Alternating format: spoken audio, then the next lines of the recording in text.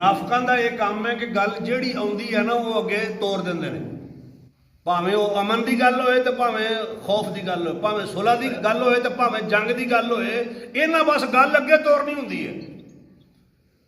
ਹਾਲਾਂਕਿ ਇਹਨਾਂ ਨੂੰ ਚਾਹੀਦਾ ਸੀ ਕਿ ਕੋਈ ਵੀ ਮਾਮਲਾ ਇਸ ਤਰ੍ਹਾਂ ਦਾ ਆਇਆ ਤੇ ਇਹ ਅੱਲਾ ਦੇ ਰਸੂਲ ਕੋਲ ਪੇਸ਼ ਕਰਦੇ, ਜਾਂ ਉਹ ਲੋਕ ਜਿਹੜੇ ਸਾਹਬੇ ਅਮਰ ਨੇ, ਜਿਨ੍ਹਾਂ ਦਾ ਇਖਤਿਆਰ ਹੈ, ਸਿਆਣੇ ਬੜੇ ਬੰਦੇ ਜਿਹੜੇ ਮੁਆਸ਼ਰੇ ਦੇ ਨੇ, ਬਾਹਸੀਅਤ ਨੇ, ਇਖਤਿਆਰ ਵਾਲੇ ਨੇ।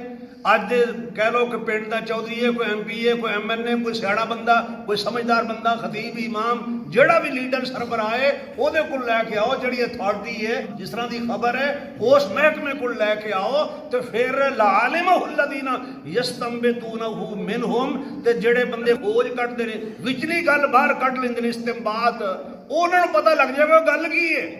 ਤੇ ਜੇ ਐਵੇਂ ਤੁਸੀਂ ਸੁਣ ਕੇ ਤੁਹਾਨੂੰ ਪਤਾ ਹੀ ਕੋਈ ਨਹੀਂ ਵੀ ਗੱਲ ਕੀ ਹੋਣ ਡਈ, ਮੌਜੂ ਕੀ ਸੀ, ਫੀਲਡ ਕੀ ਸੀ ਤੇ ਕਿਹੜੀ ਗੱਲ ਹੋ ਰਹੀ ਸੀ।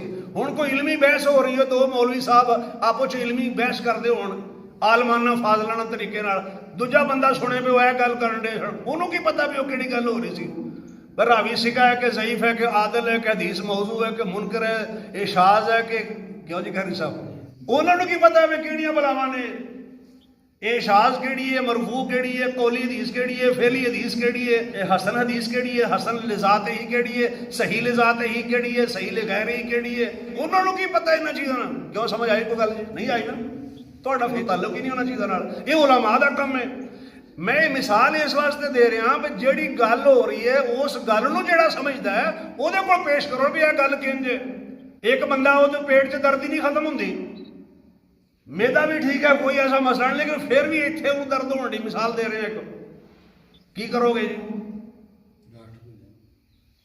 ਜਿਹਦਾ ਉਹ ਫੀਲਡ ਹੈ, ਜਿਹਨੇ ਉਸ ਇਲਮ ਨੂੰ ਪੜ੍ਹਿਆ ਹੈ, ਉਹਦੇ ਨਾਲ ਮਸ਼ਵਰਾ ਕਰੋਗੇ ਨਾ ਵੀ ਇਹ ਮਸਲਾ ਤੇ ਦੇਖੀਏ।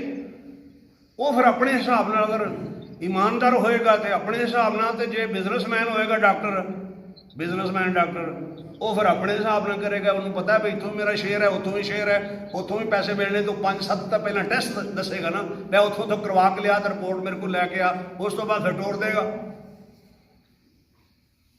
एक ही ने मसीहा ने किया ना, इंसानी खिदमत के लिए हमने डॉक्टरी का पेशा इख्तियार किया। ये इंसानी खिदमत है, ये इंसाना ਨੂੰ ਲੁੱਟਣ ਦੀ ਖਿਦਮਤ ਹੈ। ਅਰਸੇ ਕਰਨ ਲੱਗਾ ਸਾਂ ਕਿ ਜਿਹੜਾ ਉਸ ਲੈਣ ਦਾ ਬੰਦਾ ਹੈ, ਜਿਹਨੂੰ ਉਸ ਫਨ ਦਾ ਪਤਾ ਹੈ, ਉਹਦੇ ਕੋਲੋਂ ਪੁੱਛੋ ਉਹ ਗੱਲ।